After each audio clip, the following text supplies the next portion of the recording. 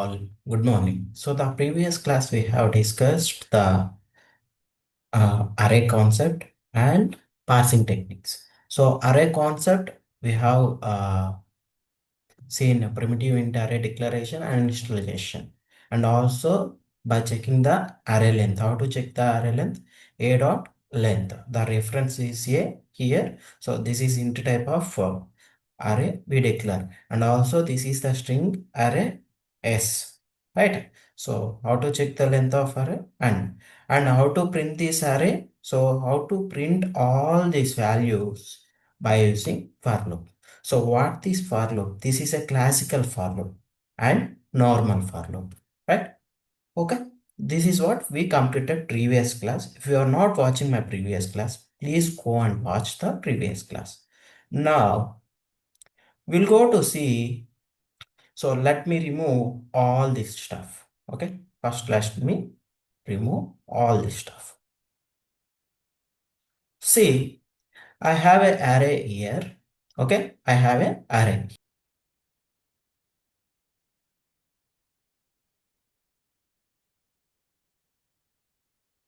Okay. So for syntax, this is the for syntax we have, right? And for in for loop, inside I just put a colon. So right side to the colon, source of element. So here the source of element here, A. So A is array, right? In right side, so what type of source that is? Int.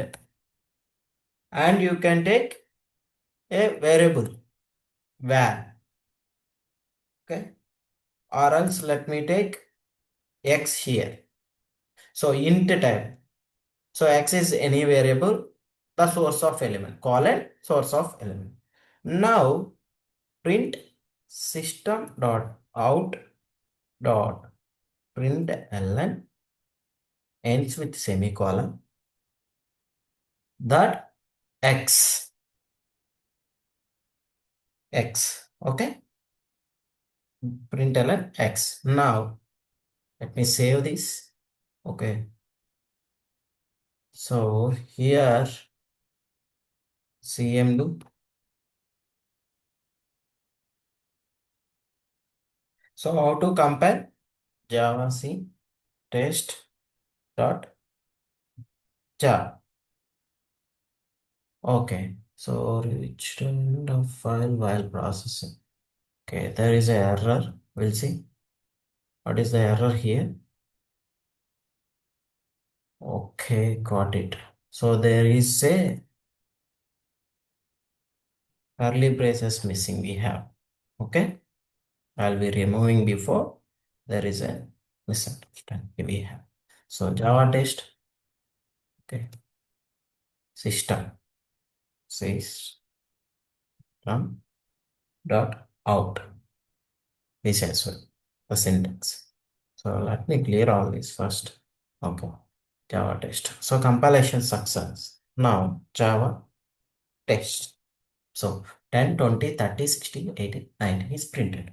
So this is called, so this way of creation of for loop, advanced for loop. So this is called advanced for loop. Okay, this is advanced for loop. So colon, right side, source of element, right side, and left side, what type of element you take, that is written. So each and every time that particular array till end of the particular array, end of the array. So that particular element. So here you no need to declare any index and length, compared to length and all. Okay. In this advanced for loop. So that is internally there is a mechanism. Someone is built for us. So we can use that. Got it? Next. So if I want to create one more. So this is int array. If it is string and If it is a string, so s equals to, so ends with semicolon, and so Java and Python and MySQL. So MySQL. These three elements is right. Now I take the for syntax here, and within the for, inside for. So what type it is? String, right? This time. So string. So string, some variable name called, we could say like any of that, Z and S, right side of source of element is S, right? Now system dot out dot println and ends with semicolon. So now Z, okay, Z. So this is string type I am creating. Now let me go back to my CMD and Java C test successfully compile and Java test. So see, this time Java, Python, MySQL also there. So those are printed successful. So this is how we can create advanced for loops. Okay, in Java. That's it. Thank you.